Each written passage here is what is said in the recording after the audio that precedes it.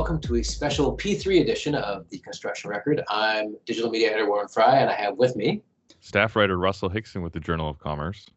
I'm Don Wall, staff writer, Daily Commercial News. Angela Gismondi, staff writer with the Daily Commercial News. And we've all been at the Canadian Council for Public-Private Partnerships, or as I've typed it out a million times, PPP Council at Twitter. Their virtual 2020 conference, which is a first for them. So first I was going to go into what our impressions of the actual conference were, and then we'll kind of break down what sessions we went to. So who wants to start? Anyone? Anyone? I'll start. Go ahead. Oh yeah, it's really good. I think what people have been saying at some of these events, the fact that you don't have to fly away from your home office, everybody can beam in from their homes. You get a really high quality bunch of panelists. So I think that was definitely notable. This usually attracts a lot of people. Some of the same people that Alberta Infrastructure Minister has shown up in the past, but lots of good people. And so really high quality panels. And so it's just a matter of hoping that the selection by Romoff and his team, meets the needs and is able to represent what the trends are this year. One thing I found is I think we've all, except for Russell, been to the Toronto one a number of times, and it's always a tightly run ship to begin with, in person.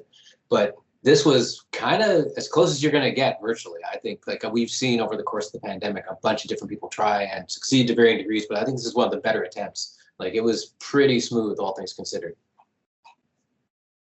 Yeah, I agree. I mean, for one of my sessions, they got the former Lieutenant Governor of Alaska. I mean, in a previous year, would they have been able to, just kind of geographically get some of those people, just on a video chat? That makes it so much easier, like Don said, to get some of this talent, some of these people, because it's just technologically makes it easier for them, because it's just like an hour or two of their time that they just got to hop on their computer.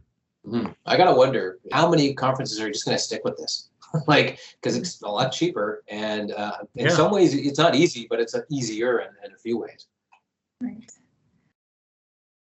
Yeah, I mean, I would say they're probably going to do both. I mean, they'll have the in-person thing, but then also I would say they'd probably keep this element of it too, because then you open that up to, again, people who maybe can't fly in, but they still want to listen in or watch. I think they're going to have that infrastructure kind of a lot more robust. And it doesn't necessarily have to be a specific time of year either. Like, look at Apple. Apple used to have a big hoopla with anything they launched, and now they can't do that. So they have more often video presentations, which are as good or better. So it wouldn't surprise me if, I'm not going to speak for the CCPPP, but generally speaking, it would make sense to have things throughout the year that are a little lower key, but are virtual, because it'd be, if you've already figured out how to do it, why not keep doing it?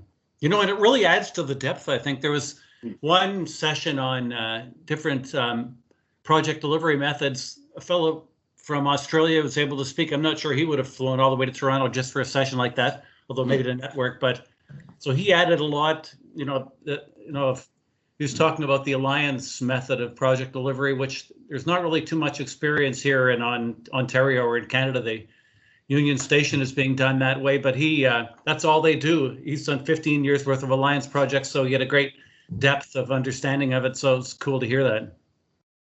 I thought the platform was really good with a lot of these meetings we've been seeing. It started out with kind of a simple platform, a simple system, and now they're getting more and more complex, I guess, and integrated, and you're able to go to, there was a main stage, there were breakout sessions, and so you could, hop between. It was very easy to navigate. There was a number of things going on at a time, but it was still, you were still able to find what you were looking for, kind of thing. That's as a guy who used to work in TV, it looks easy. It isn't. Like, that's a lot of video to wrangle. So I got hats off to whoever they got internally or externally to handle that for them, because it is tough. Yeah. It's tougher in some ways than having a bunch of rooms of people talking, because that's kind of a known quantity. So we all covered sessions. Angela, how about you start with what you covered, the highlights of what you covered? Sure. So I covered a couple of interesting sessions. One of them was about embracing the unsolicited proposals, I guess. So there was a minister from, I believe it was the Minister of Transportation, Rick McIver from Alberta, and he talked about how they're putting together a framework for these unsolicited proposals and what they're kind of going through to get that going. And, he talked about how it's going to open the door for these proposals to come in, how it'll benefit, it'll be a benefit because it'll, they're innovative and they're new and they're fresh kind of ideas coming in. Some of the other panelists were from global infrastructure developers, and they talked about how some suggestions, some recommendations for making things easier. So for making and more attractive. So they talked about cost recovery methods, for example, or securing a spot in the RFP or RFQ process.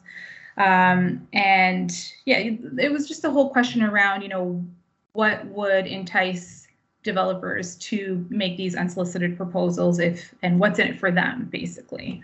So that was pretty interesting. And then I also covered something about post-COVID P3s and how the model's going to adapt to the new normal. So these panelists talked about moving away from that risk transfer model to alternative models, more collaborative models, and they seem to think that that's going to be the key to successfully coming out of the pandemic. So it's basically finding models, other models that are going to work for all parties involved, not just one side. So those were a couple of key presentations that I covered. How about you, Russell? Yeah, I think one that was interesting that I covered was the Alberta to Alaska Railway, and they had kind of all the major project officials and even some government officials just talking about the early stages of this. I mean, they did get their presidential permit in the U.S. Issued, so that was kind of a really big milestone for them. So it's kind of all hands on deck right now, and they're in a really interesting position where they get to decide how they want to proceed with this, and how they've decided to do it is they want it to be 49% Indigenous owned, and they want to essentially get all the communities that they can on board before they even start designing, so they can be involved in the design process, and they can tell them, the caribou go through this route, they go this way, this place has a lot of clay, so they can get all this knowledge from these local communities, a lot of them Indigenous, on how they can build this best, rather than baking it in and then coming to these communities and forcing a project in their face, saying, do you want this or not. They can have them early, right at the beginning, involved in the design process, which is pretty rare and a very new thing for kind of a railway corridor like this. So that was cool to see. And then I also sat in on a session about with CEOs of various companies that are involved in P3 projects, and they just kind of gave their thoughts on how P3s could be improved, what they're seeing, and a lot of what they were saying was transfer of risk issues and how the risk needs to be appropriately spread out. That's something that they were talking a lot about, and then they also talked a lot about how things are moving past just lowest price and more onto like kind of partner behaviors and collaboration and innovation. And a lot of it is how can they build a team where you're not just going to have winners and losers, where everyone can work towards kind of a singular goal. And that's kind of the puzzle they're trying to crack right now, is how can they make these projects more collaborative and more unified. And Don, like you said, with the alliance model and some of these models that are coming out, that's I think some of the ways they're trying to do that. Mm-hmm. And Don, you covered a number of sessions as well. What was the highlight for you? Yeah, do you know what? I had a couple where they're kind of new people in jobs. There was Mark Lindsay. He's now taken over the head of Infrastructure Ontario. So, and also Aaron Corey just took over a matter of weeks ago as the CEO of the Canada Infrastructure Bank. So it's nice to see, interesting to see what, how they'd approach their jobs, whether they'd kind of be hesitant to go into it full force, knowing they've only got their feet wet. But, it was interesting to see Aaron Corey. That's an embattled institution for sure. Mm-hmm. Globe and Mail had an editorial called, is this more bunk than bank? Oh. And the opposition is saying, yeah, we're going to fold it if we get in. O'Toole is saying, none of the opposition thinks it's done what it's intended to do in its 3 years. So $35 million that they're supposed to leverage into many times more of that in terms of investments, supposed to be creative and de-risk projects rather than assigning risk away, as Aaron Corey was talking about. But as it is now, they've got in 3 years they've invested $5 billion into projects. So there's so it was just announced right before Corey came along. The federal government would have a $20 billion growth plan, five types of infrastructure projects. So it's kind of like saying, okay, you guys don't know what you're doing. You're stuck in the mud. Okay, here you go. Why don't you try to get going with these projects? We're handing it to you on a silver platter and defining it also. It's kind of a reprimand. But, so I wondered what Corey would say about that. He had his chief infrastructure officer there who's been around longer. So they made a convincing case. Yeah, we just have to get a track record. We have to establish, there's a new governance model that they've adopted. So they say this 20 billion, which is a lot of money that they intend to spend. It's, we're going to plow through that quickly and and soon enough, Janet Ecker, former Ontario finance minister, was the moderator. She said, "Where do you want to be in 3 or 5 years?" So one of them said, "Yeah, we hope to spend all 35 billion in the next 3 to 5 years." I think he was jesting, but so the growth plan is just a stepping stone, and so Corey's very sharp. Had a good track record in Infrastructure Ontario, so he's he acquitted himself very well, to say the least. Yeah. So and then Lindsay, he talked about. So he's been in the job just a few months as well. So there are changes afoot in Ontario. He's, of course, COVID, changes priorities everywhere. All of a sudden, he finds himself, rather than working on his traditional pipeline of projects, he's got, an accelerated program of building 4 long-term care homes at 3 hospital projects. So he said, instead of 3-4 years to build these, we want them by next year. So he's embracing that. Also, there's a Building Transit Faster Act legislation brought in last year. So it's kind of changing the nature of the way they delivered projects, new types of projects. I think it's construction management is the procurement method for these long-term care projects. So it's not straight P3s. So Lindsay's having to adjust to new realities in many ways. So 2 young kind of superstars. Then the third panel was old Bob Rae, Canada's ambassador to the UN, issuing a call for two twin crises. He's saying we've got COVID, we need to spend lots of money. Governments have to support the economy, and then climate change. So he said that's a great opportunity for people to invest. For all the people listening to him at the conference, worldwide audience, there's a huge call, $90 trillion $90 trillion infrastructure gap around the world. China's got its tentacles into 64 countries right now with its Road and Belt, I believe it's called, initiative. Yeah. So Canada, let's get going. So so 2 young, 2 younger, accomplished young CEOs, and then old Bob Rae weighing in. So it's kind of that was pretty cool.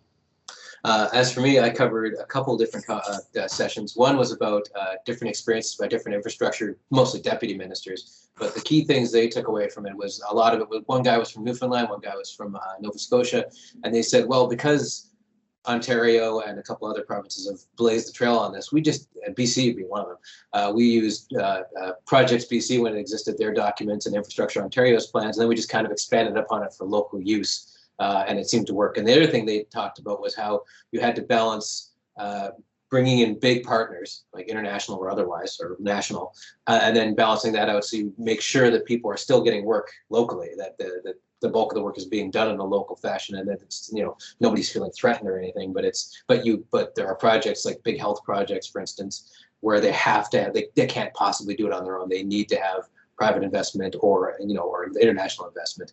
So that was interesting. The other one I did was a technology one, and it was interesting because people used to rave and go on about how great technology was and how it's revolutionizing construction, and that's part of this. But I think we've gotten to the yeah but stage of these things, because one guy was saying his name was, let me just get his name, is Yuri Bartzis. He's from Pomerlo, and he said, well, it's great that we're gathering all this data, but if you want to have AI and robotics, you need a database to base that off of. You can't just sit there. Like, you need to have that data and have done something with it for these advancements to happen. You can't just gather data and go, okay, we've done our job. You have to actually process it in some way. And that was kind of the theme of the whole thing, was that, yeah, we all have to get our data, we all have to collaborate amongst each other, or this is not going to go anywhere. It's kind of futile.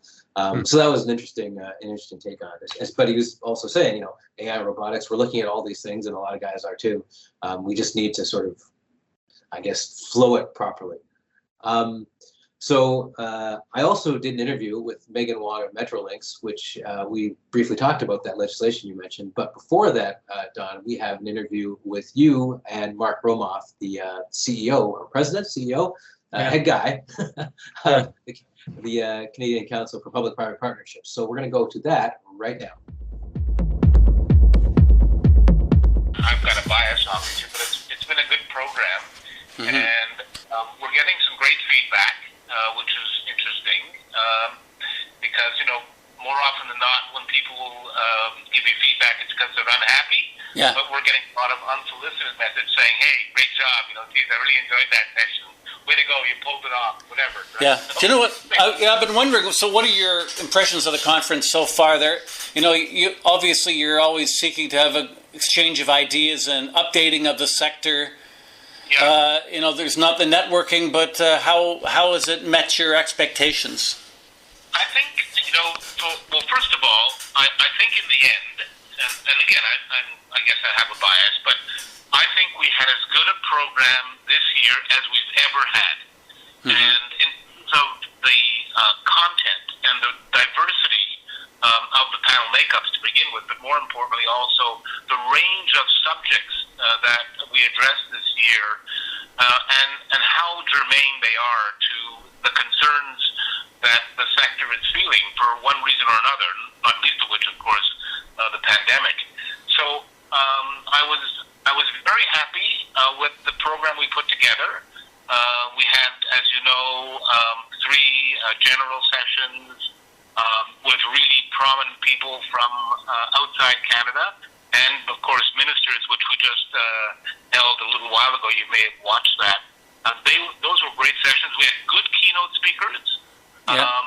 You know, it's wonderful to have Canada's, you know, minister with principal responsibility for infrastructure on the podium. You can't help but like Bob Ray, who's our ambassador to the UN. And I mean, we'll see tomorrow, because we haven't yet heard Melissa's keynote, but the subject is so critically important. So I think in the end, we had a good collection of speakers and lots of engagement from the audience. They used the Q&A opportunities very effectively. And it was very, I don't know if you watched Don, the minister's panel just now, but the number of questions that came through there, they could have gone on for another hour quite easily. Right? I did watch it. That was a good session for sure. It was. And, you know, there's some, as you know, Derek Bragg is new. But the other, you know, everyone was comfortable in it, and Goldie has got the right personality to moderate a group like that. Yeah. And so, I mean, we tried very hard to make sure that we recruited the right people to moderate and the right panelists. And I was absolutely committed. I'll have to check, you know, post-game, but I was absolutely committed to ensuring that we had diversity on our panels. As a minimum, certainly gender balance, or certainly ensure that we had women on those panels. Two of our 3 keynote speakers, women. I'm very proud of that. And it's not that we have to tell people. We just want them to absorb it when they watch sessions and they see the makeup and they begin to wonder a little bit, right? That's really what it's. Yeah, great. Could you talk a little bit about a couple of highlights, one or two takeaways or dominant themes? Yeah. So, like I was saying, as you would expect, the pandemic would be on everyone's mind. But what I appreciated was the fact that while it's obviously had a huge impact on our social lives, our economic lives, it also mandated that we begin to become much more innovative and thoughtful about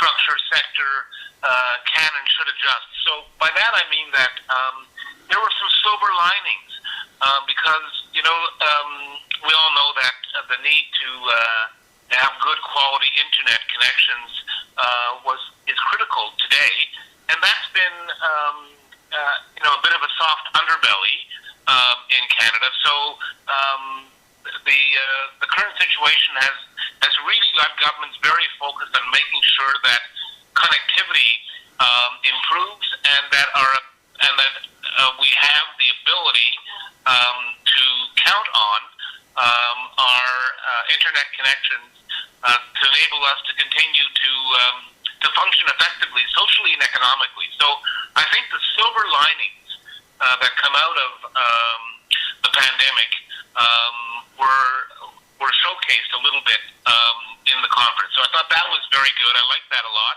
Yep. And I also thought that the session with the global infrastructure agency leaders was very good too, because we're very different countries, Canada from the UK, from Australia, but the issues that they're confronting and are all the same. And that's maybe not a surprise, but they're coming at it in different ways, and the opportunity to have a bit of a dialogue and share experiences. I mean, that's what you want out of a conference in any event, no matter what the subject is. Yeah. But setting the scene from a global perspective around the importance of infrastructure was terrific. And so listen to the sessions. The three general sessions were very good that way, whether it was the infrastructure agency leaders or mayors from two important cities in the U.S. or Canada's infrastructure ministers. The message was the same in every instance. Yep. Investing in infrastructure is absolutely critical to enable economies to recover. And that's really, really good. And that they're doing it, right? Because they know that that's how you stimulate the economy.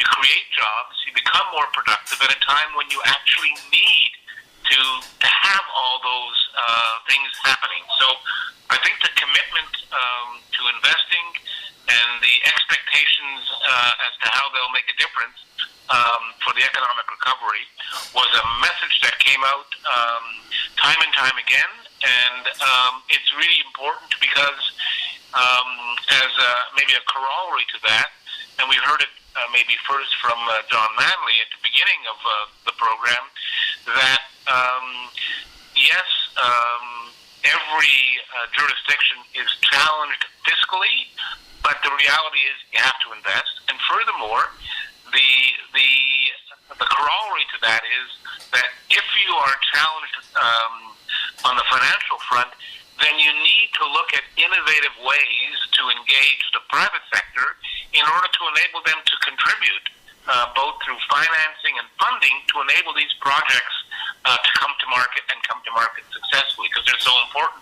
So in a sense, that's both an overt and covert support for the public-private partnership approach, because obviously a fundamental tenet of P3s is that the private sector provides financing to enable projects to come to the market and to be delivered in a way that gets you the very best outcomes. Yeah, well, that leads to an interesting discussions about alternative procurement methods and project delivery. That was a really good session. IPD was mentioned. There was the gentleman from Australia was uniquely uses the alliance. There's progressive design build. What does that tell you about the evolution of the procurement market and the P3 system? Are people finding flaws and problem solving using alternative methods, or my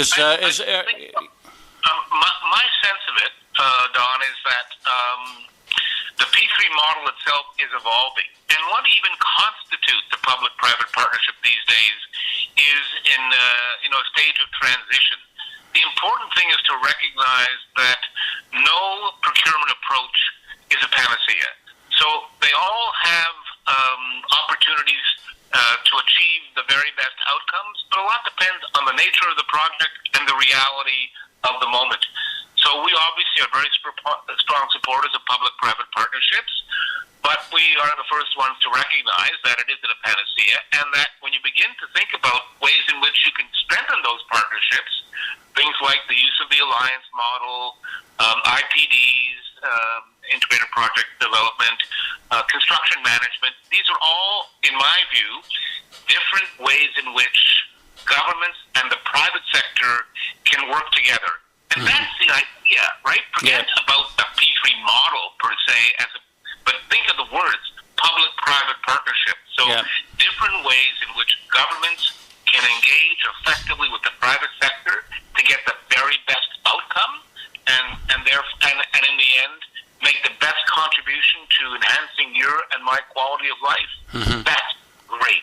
Yeah, and so I would guess these variations are all intended just to ensure projects, learning lessons from the past and tweaking systems and trying something else to make sure the projects are delivered well, so the public accepts them. So, it's a positive story. Yeah, I think that, and this goes, I guess, for life generally, but you should always be thinking about continuous improvement. No matter how good you think you are or the things you do are, it can always be better.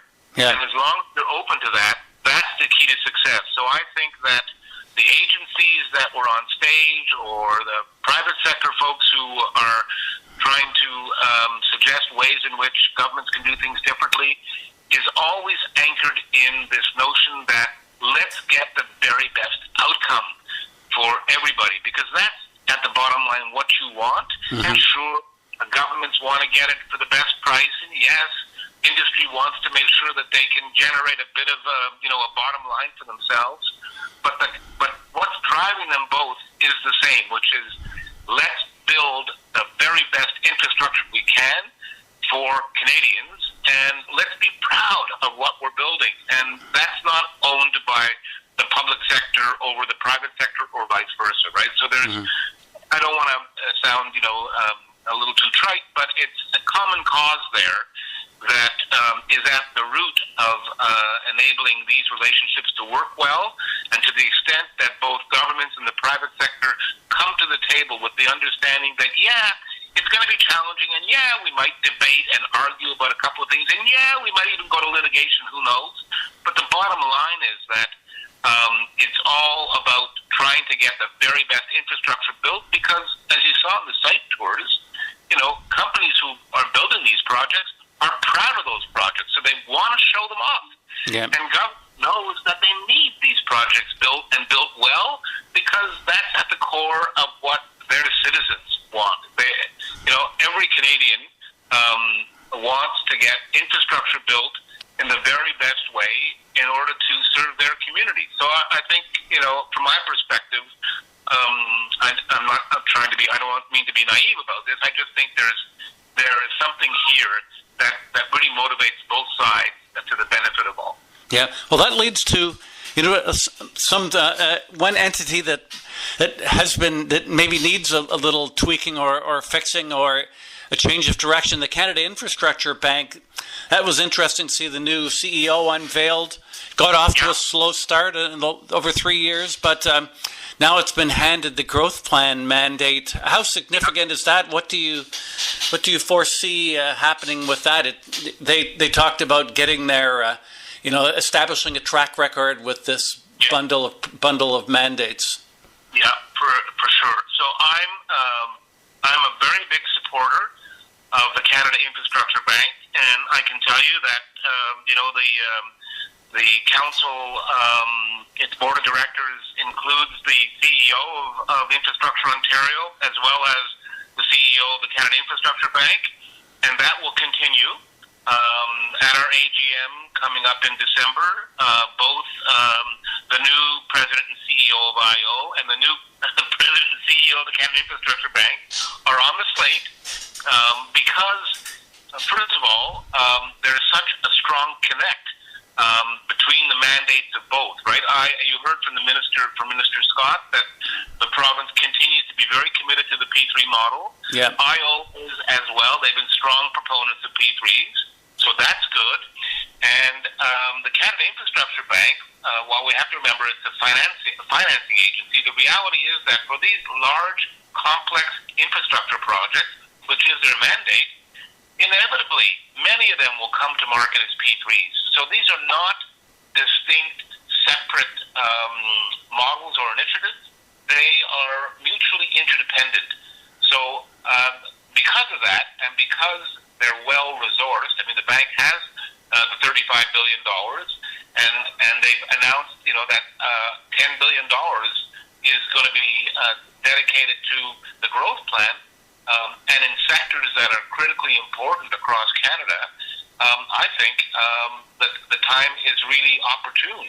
Clearly, the government of Canada strongly is moving ahead with their infrastructure program, and they value the bank as a key tool in the kit, right? So that's why they've really been very instrumental in recruiting the next iteration of the leadership there. So Michael Sabia is now the chair of the board, an inspired choice.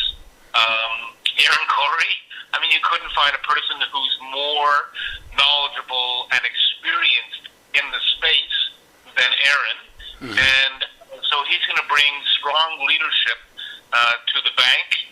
And from our perspective, these are really good signals. So the time is right. The need is absolutely critical. And the bank has an opportunity to make a really valued contribution to advancing the Canadian infrastructure agenda and for engaging with potential partners, institutional investors, venture capital folks.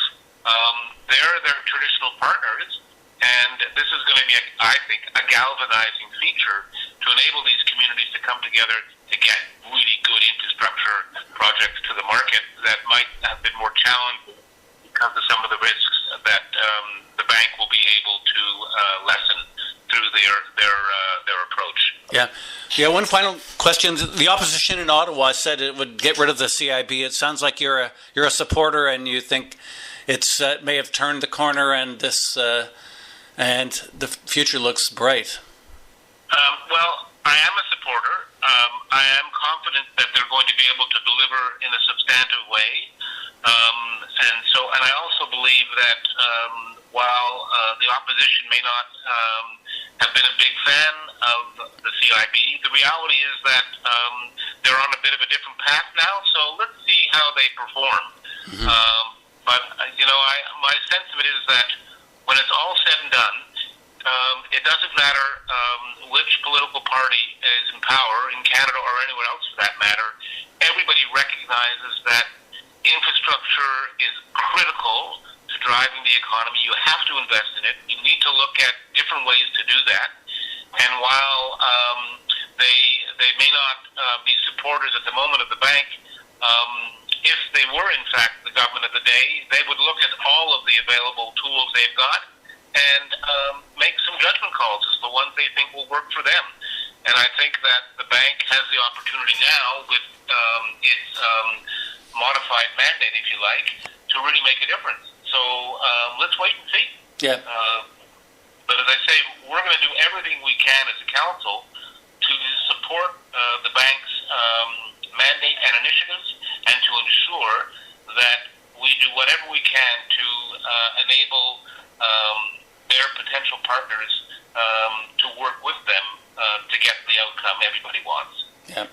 Well, thanks for talking to me after a couple of long days, and especially today, and good luck on day 3 tomorrow. Very valuable conference. Yeah, I think so too. I'll be interested, quite frankly, quite apart from this interview, I'll be interested in your sense of how things went, because you're writing stories for your clients, and we're keenly interested in the views of the media too. Yeah. Because we want, again, as I said, or I will say tomorrow in my closing remarks, we really want feedback because we're already beginning to think about 2021. Yeah. And we need the help of people who come to these conferences to let us know what we're doing well, what are the things they want to hear more about, because that kind of guidance is really invaluable. So your views will be as important as you're seeking my views, to be honest. Okay. So I look forward to that. And one quickie for you. I don't know if you had a chance to sit in for any of the wine masterclass that ended the day yesterday. But God, it was a lot of fun. Yeah. With Donald Doraldo. I don't know. I'm a wine drinker, so I really enjoyed that a lot. And I I'm all about consumption, not often about knowledge. Yeah. So, and Donald is all about knowledge, right? So we had a lot of fun at that session. It was just a lot of fun to do that. Yeah. But I think the reality is that, again, it comes back to our discussion a couple minutes ago. We tried to be innovative in the way in which we approach the conference because there's so many of these events going on. So how do you keep people interested and engaged? And yeah, having everything on demand for 90 days is important. That's one thing. But we tried to put in place in the program a couple of things that just maybe would get people's attention. Mm-hmm. So first of all, this news desk concept was meant to substitute for the more traditional opening speeches, which are interesting, but in a electronic world or a virtual world, hard to keep an audience with speech after speech after speech. But moving to a news desk format, people really enjoyed it. So it took us a little bit of time to get warmed up in the first one. It was the first one we did. But, the opportunity to hear from guys like the chair of our board, Mark Bain, John Manley, who's just such an intellect and a force, Marie Foley, because, again, so important to understand how we can get the next generation of talent engaged. These are really important. And Steve Nakin, of course, because ACON is such a big player in the marketplace. And John Beck, as you probably know, was one of the fathers of P3s in Canada and the council. So we tried to do things like the news desk. It was a little goofy at times, but I was trying to keep it lively and humorous. Yeah. And also the wine masterclass, a little different way to network and engage in a quote unquote reception. Yeah. And then the nature of the panels that we had and the way in which we tried to structure them, all trying to separate us out from the pack and make people believe that it was a good use of their time. Sure. For as long as they were able to join us. So I guess that's probably a better answer to your first question about the highlights. Yeah. I think we're trying very hard to be innovative in the way in which we delivered a product so that people could walk away and say that for as much time as I was able to dedicate to that event, it was worth it. Yeah. And that would be the very best measure for us. Sure. Well, good job so far. Lots of interesting content, and thanks a lot for talking to me. Thanks for your time. I really appreciate it. Have a great evening. And you too. And we'll see you again tomorrow. Okay. What's the history with Metrolinx and P3s? When did it sort of start going down that road, and what's it doing now? Yeah, great question. Metrolinx has a pretty long history, or big history, I guess, with P3s.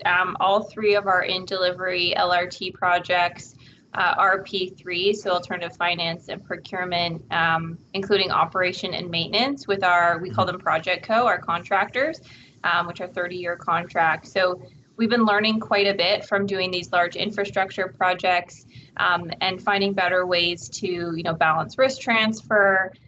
There was a lot of discussion yesterday about equity and looking for value exchange. So I think we've been working through those, and those were probably in the works for about a decade or so. With our TOC, our Transit-Oriented Communities program, we're looking less at the more traditional P3 model, but looking at different types of partnerships. P3s traditionally being procured by government agency and being funded through government funding. We're looking at flipping that model a little bit on its head, but still thinking in those broader terms of public and private partnerships rather than more of a traditional procurement methodology. Mm-hmm. And you mentioned during the session that there was new legislation. I don't know if it passed or if it's being proposed, that provincial legislation to help that along.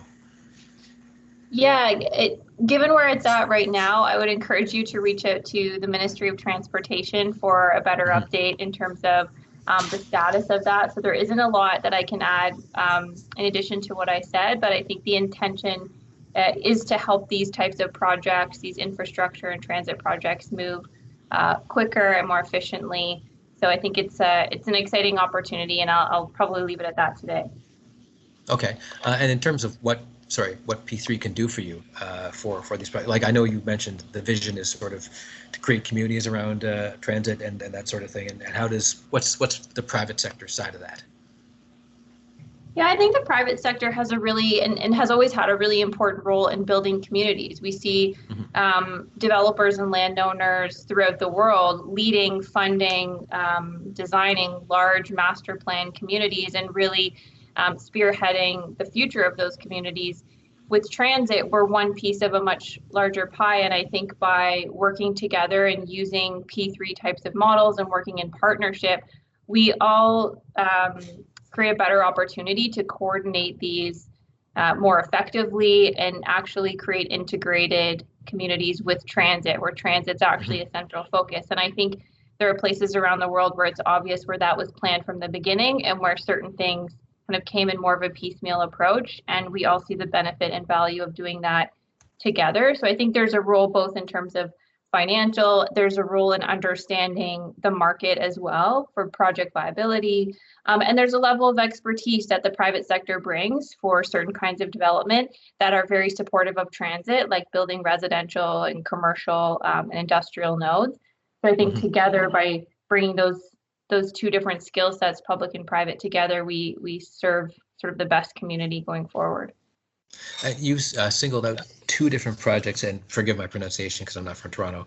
I think one was Woodbine and the other was Etobicoke. Am I saying that right? I hope so. It was Mimico. Mimico, okay, Mimico. And yeah. You said those are two P3 projects, so maybe you could say what P3's role is with those, and also just describe those projects generally. Yeah, I don't think I would refer to them specifically as a P3, but they're definitely a partnership with the private sector. So depending on where you define those. But with Mimico, there was an opportunity with an adjacent landowner and developer who was looking to build mixed-use high-rise buildings, mainly residential, but with commercial on the ground floor. And there was an opportunity to really see the value of air rights above our existing GO station, and a station that needs rehabilitation. And so working in partnership, we found an opportunity to essentially generate value from those air rights, increase the development potential of the development site, and add more density around a GO station. And so that's the partnership. So we'll see a new station rebuilt, integrated as part of a private development, with residential integrated on top of and around, and an integrated parking facility. So we're really excited about that opportunity. With Woodbine, Woodbine Entertainment Group is a large company in Toronto that actually operates a casino and a racetrack, and they own 684 acres within the city of Toronto, which I believe is the largest development site we have in the city. They have significant plans to redevelop this site, but it's fairly landlocked geographically by the road network and a couple of highways, and it happens to be along one of our GO heavy rail corridors. And so there was a proposal to develop a new GO station, where Metrolinx had already done the business case to determine that a new GO station at Woodbine would generate benefits for the wider network and the region. And so in that instance, we're seeing a third party, in this case, the Woodbine Entertainment Group, delivered, funded, designed, and handed over to the province GO station so that their development can be an integrated TOC community, and we can have new infrastructure at no cost to taxpayers. Okay, and I don't know how many specifics you can get into here, but what are some of the future plans for Metrolinx and the large and medium scale projects?